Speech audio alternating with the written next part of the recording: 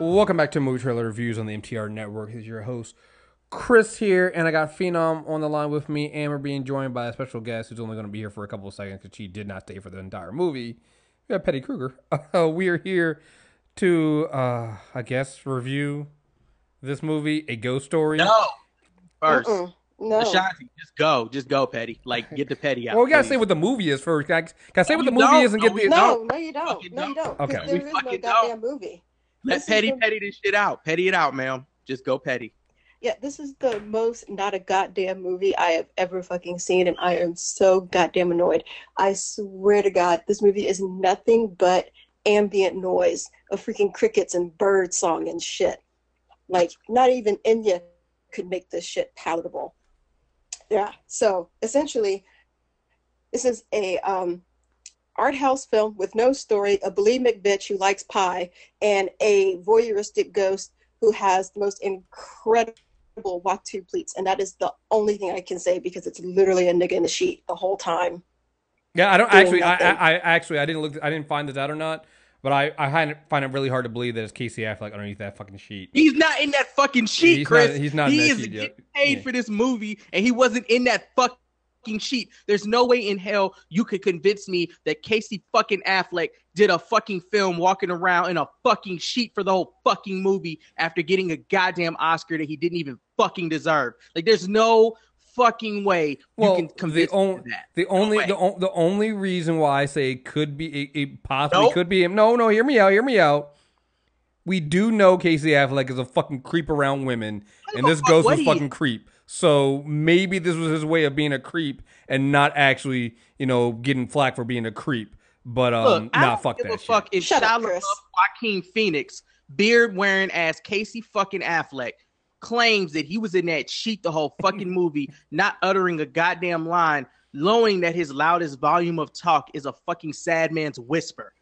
I'm not never fucking convinced me that he was in that goddamn sheet. No fucking way. Because it's just beneath him.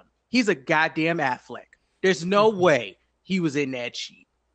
No way. He didn't even have any lines. Uh-uh. Well, Like most of the time, he stood like, and Chris and I stayed for like the whole movie.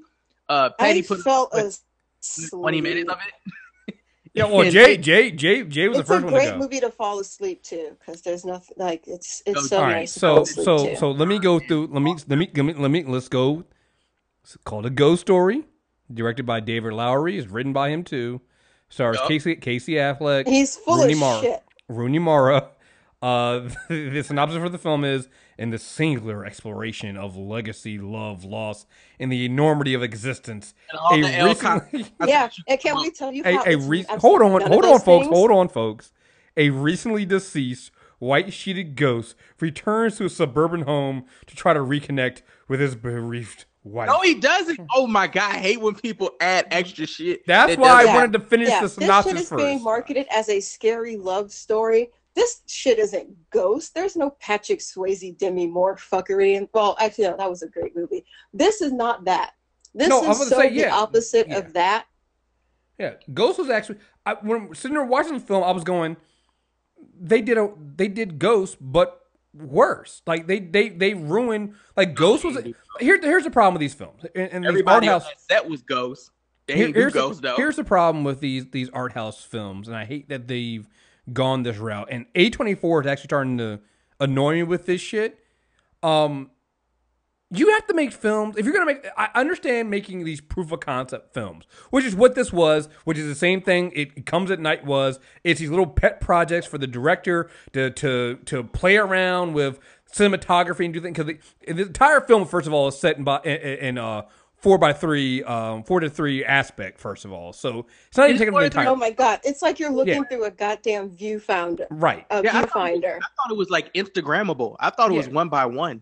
Yeah. You thought it was like a filter? So that's what. No, I thought it was just one by one. So like, it's just like when you upload pictures to Instagram, like the best way you can either do it the way it comes, or you can just do it straight one by one fucking picture. I looked it up. It's 4:3. It is. I looked it up.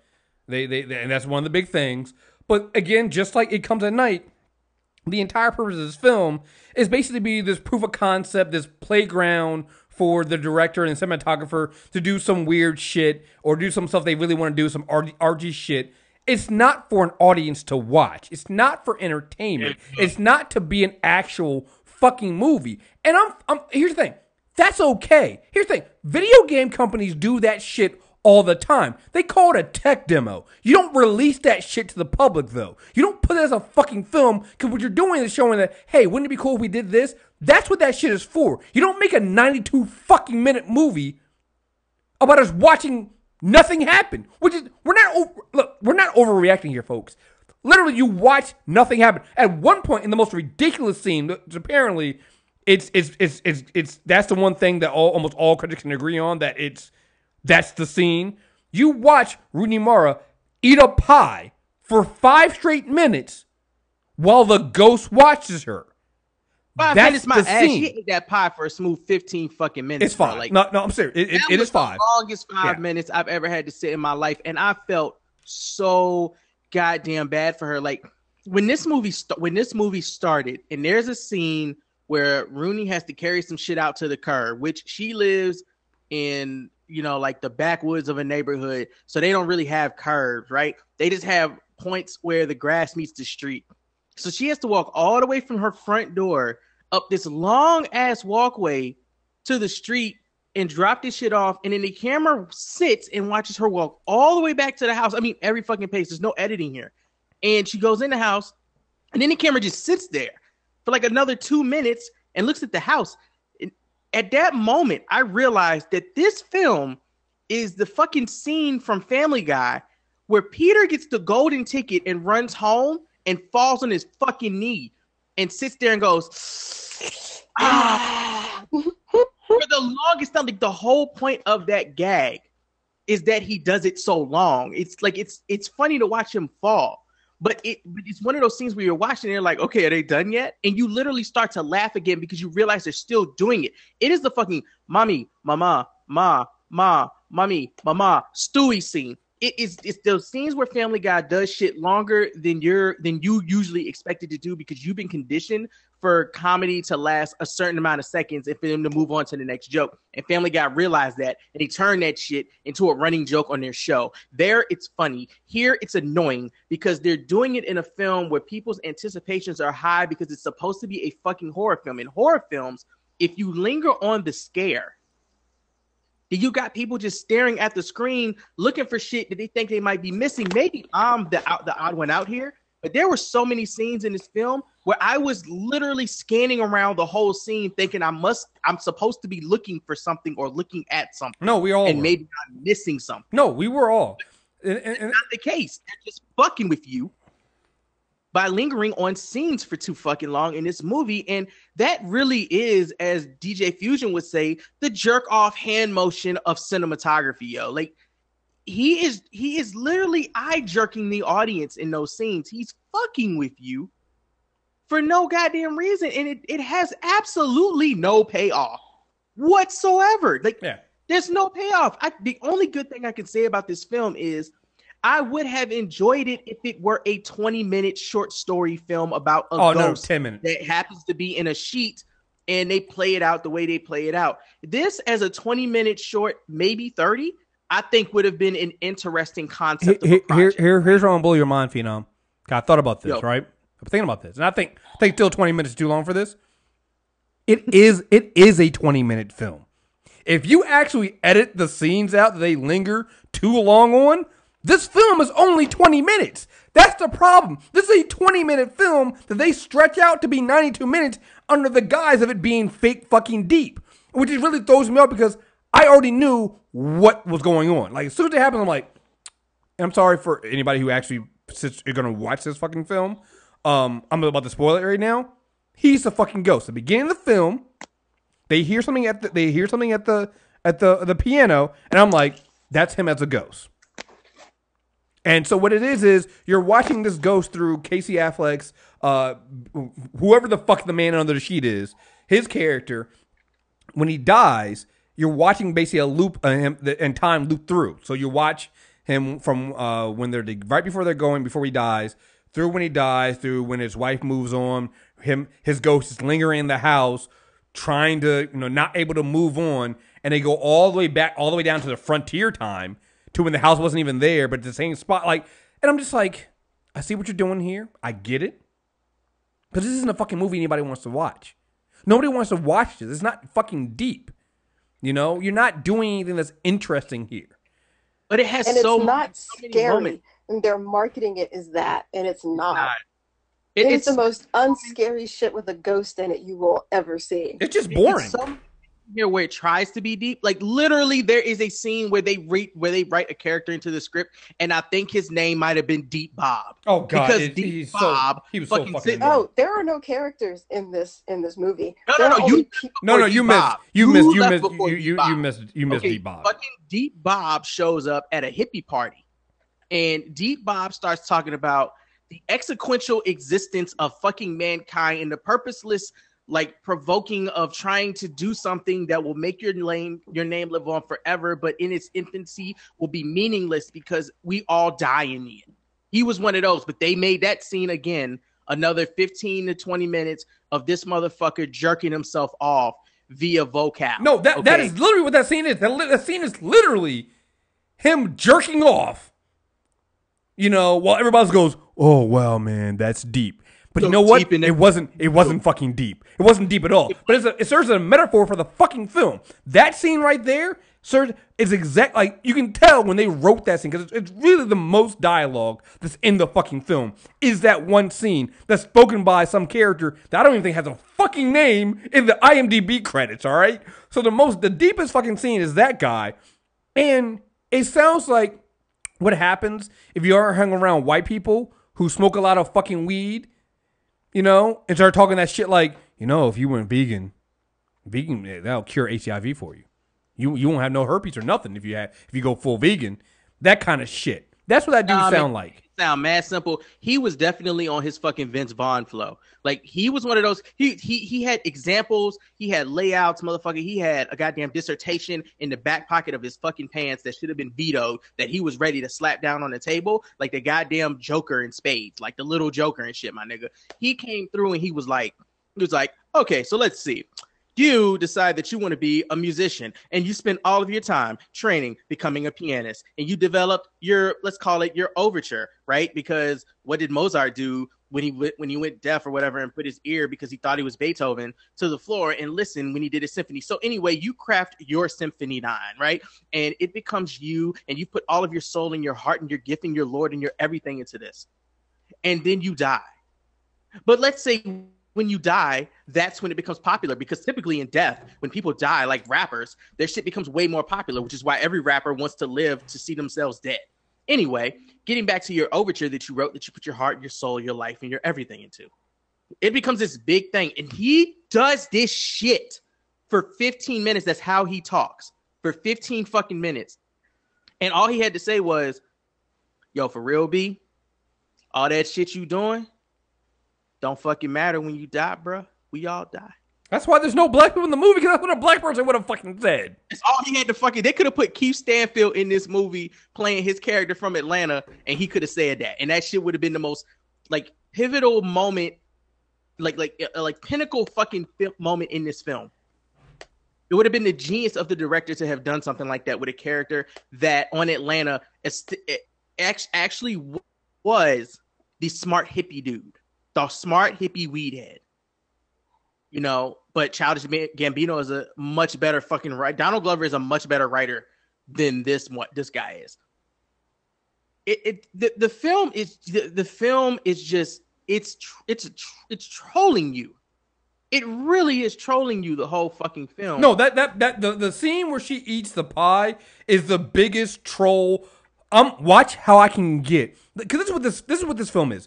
This film is only edges of the pie. This film only. Don't get me.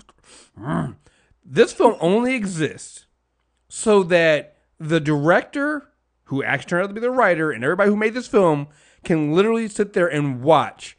You know what it reminds me of? You ever see those scenes in movies where it's like they're at this really ritzy, pretentious art gallery? And they're looking at this stain in the wall, and they think it's art. And then all of a sudden, some janitor comes in and goes, "No, some kid just threw up on the wall," and wipes it off. And like, That's not an exhibit. But before that point, everybody is sitting around going, well, I think it's a symbol of, what life really means. And somebody goes, no, you're completely wrong. Movie did they do that in? What movie did they do that in where somebody put their glasses? It was a show or a movie, and some character left their glasses on the floor in an art exhibit. Mm-hmm. That actually happened. Like a group of people were standing around looking at the glasses, trying to figure out what the point of it was. Yeah. And it's funny that you bring that up because did you pay attention when we left the theater? A little bit. Some people were trying to figure that out. They were trying to. Some people. The same thing happened when we did The Counselor. When we left, the whole row of hardcore old school critics that we these films with did not move. They were an example of the crowd that you're talking about in that art museum. They sat there like there was going to be an end credit scene. Well, because they don't want to admit and that's the thing with these art house fucking films. All these critics are trying to out-critic each other and out-pretentious each other, and it's like, just say the movie sucks. Just say it's not good. Like, when you read some of the reviews of this shit, you can see they're literally trying to suck their own dick to say how good this film. And then I'm like, wait a minute. The film is like one film. The best film review I saw, guy was basically like, listen, you know what? I think there's some really good things in here, but it's a chore to watch. Like it's brutal to watch. It's gonna be really hard for any. And I was like, thank you for being honest, because that's the point of this film. It is a bore and a chore to sit through. It is. You should get a medal for sitting through this 92 fucking minutes, because like Phenom said, that one scene where it takes forever for her to take that fucking chest out to the front of the house, and it takes forever, and then the film just sits there and stares at the beginning of the film. The other one too is when Casey Affleck and fucking Rooney Mara are in the bed with the most unseasoned cuddling and a romantic. Oh my god, just completely unfucking seasoned. The most unseasoned fucking Rooney Mara. That chick looked like a dehydrated Lydia Dietz from Beetlejuice. I felt so bad for her in this movie because not only did she have to eat the whole pie, including the edges, she then had to do Eskimo kisses. She had to swap Eskimo kisses with bearded ass like Casey Affleck Phoenix for a smooth another 5 to 8 minutes, bruh. With the camera just lingering on her. Just lingering on her, suffering in this fucking scene so they could wrap it around later and bring it all home. It's like the saddest home run slam of a film I've ever fucking seen. Like, you could knock it out the park, but you're gonna take forever to put your fucking shoes on to get to the goddamn plate to swing. It's terrible. And there are so many things that this film, in its pretentiousness, this film actually ruins its own plot development. And by that, a plot. It's trying to establish like purpose. There are scenes in here where there is shit you're supposed to read, or shit you're supposed to be listening to. Oh, I hate that. Or shit you're supposed to understand what's happening, or be curious about why this ghost is scratching at a hole in the wall for 90 minutes, right? And what ends up happening is when you finally get to see the words that the ghost is reading in the book, or the letter that's left on the table for Rooney Mara, or the goddamn thing he's been scratching at for 90 fucking minutes, while they linger on other scenes that hold no fucking importance, these scenes is a glance and a cutaway. This is like when Ashley does this to me all the time. Ashley will be reading something on her phone, and she will literally go, "Brandon, look at this. This is funny," and she'll flash it in my face and then bring the phone back to her face. And I'll be like, "What? Why did you think I could read that? Like, I didn't read anything. I didn't see anything. You put it in my face for like a second and a half. I have no idea what you're showing me." And she's like, "Oh, okay. Oh, my bad. I've read it already."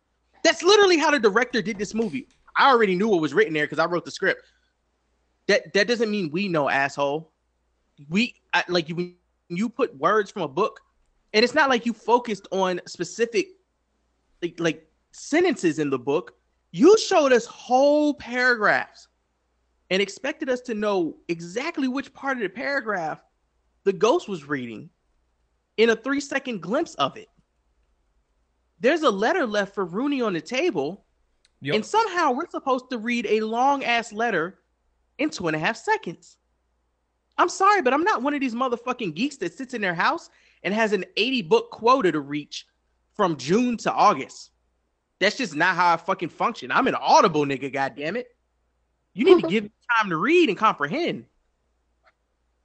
And even the music is pretentious. The music is just, I never understand, and I only see this in films with white people. Why do white people have, like, when they're couples in relationships, one of them is like a songwriter, and the songs he writes that sound like any other slow indie pop song you'd hear on the radio in the film have so much internal significance to the character, even though it's literally a song with some dude singing about how he forgot his pillow for the plane. Because it's that shit, but the other character that's hearing it, Rooney, she hears it and she's like, has to get up and storm out the room because there's just so much deep intimacy written into the lyrics of this song between her and Casey Affleck's character that nobody in the audience is going to pick up on, because the compressing of the track and the amount of reverb that he put in it doesn't really allow you to actually hear the goddamn words. Yep. It's just so many things that they did wrong with this film, and yet critics are giving it a 90%. Like, what the fuck is happening right now? I honestly don't get it. Like I said, I feel like this film could have been saved if it had been cut down to 20 minutes. Chris is saying less, but at maximum 20 minutes. Or at minimum 20 minutes, cut down to.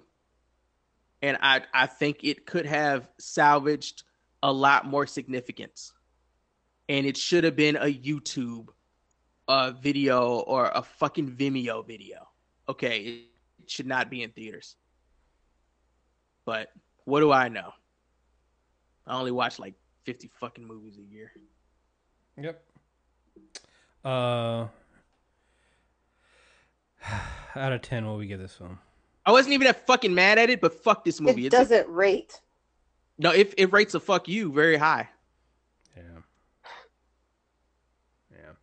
I wasn't even that mad leaving it. Like when I left it, I was like, I could see saving some of this. Is this what it's like when y'all listen to fucking Umar Johnson and you're like, nah, dog, I get what he's saying though. Yeah. No, Yes. This is why I'm bad at this film, because again, it takes me too long and too much time and effort to get out to these fucking screeners now, and to get to something that I thought. And again, I'm gonna say right now, A24 is on notice with me, man. It's on notice with me. There have been a few, because even The Witch is borderline for me. The Witch is so much better than any of the films we've seen. Yeah. Don't get me wrong. It is far above, because The Witch at least has some entertaining value to it. But even that film, A24 has become the clearinghouse for directors who just want to, hey, do your own thing. Hey, fuck the audience, do whatever you want to do. And sometimes that works in our favor.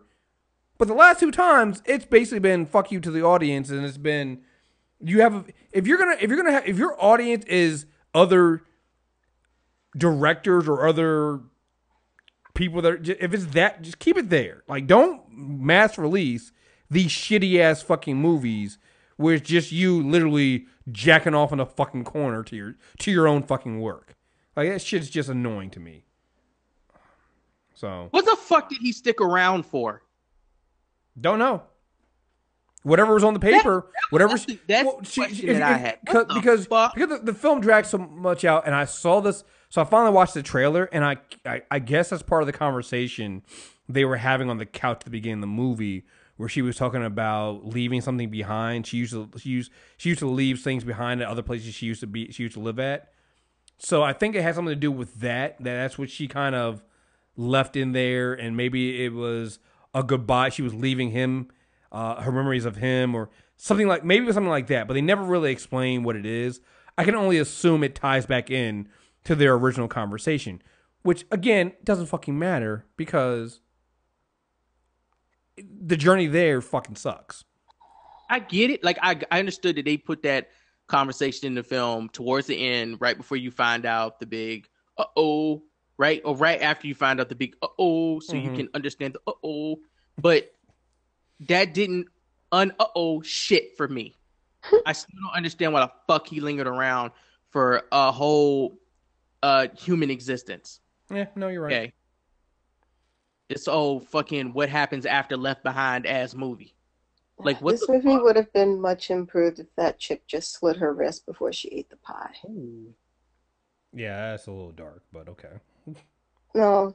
He is petty. I actually thought that's what she was going to do, and I was hoping for it so the movie would end. Well, here's the thing. But here's the problem, you know, even with that. They never establish if they were even fucking married. So at one point, I was like, they could just be boyfriend and girlfriend for her. So you never, and when we talk about this other fucking movie we got to do tonight, you know, that's gonna come in there too.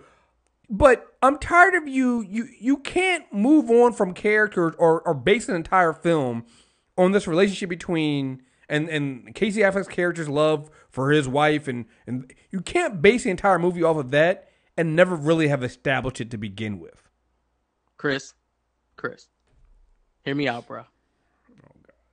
No pie left behind. I'm done. Oh, we're giving it a. That pie looked dry and so uninteresting like the rest of this movie.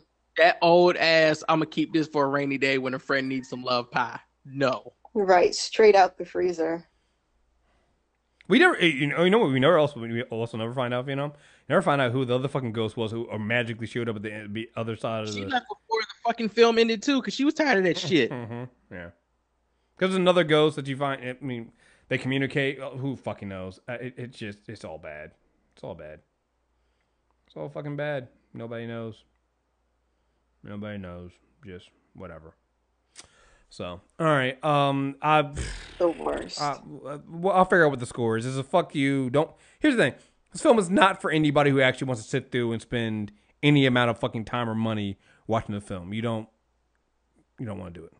So listen, there's better films to fall asleep to. That's how bad it is. No, there definitely are. There definitely are. So anyway, all right, folks. Thank you guys very much for listening. You can find the rest of our reviews on Movie Trailer Reviews on iTunes, Stitcher Radio, Google Play Music. We're all there. Even Stitcher. Stitcher's back up and working now, so if you need to use Stitcher, you can. We're also on YouTube. Search for us on MTR Network, the channel. You also just go to mtrnetwork.net and get everything there as well. Check out all our other shows. You can hear Phenom on all the other reviews we do. Petty's on Docu-Drunks. We just put a new episode of that out for the premium members. We have Scaristology that's going to come out this weekend, so I'm working on getting that one up. We recorded it. It's not us promising to record one. It is recorded. It just needs to be edited and put it up.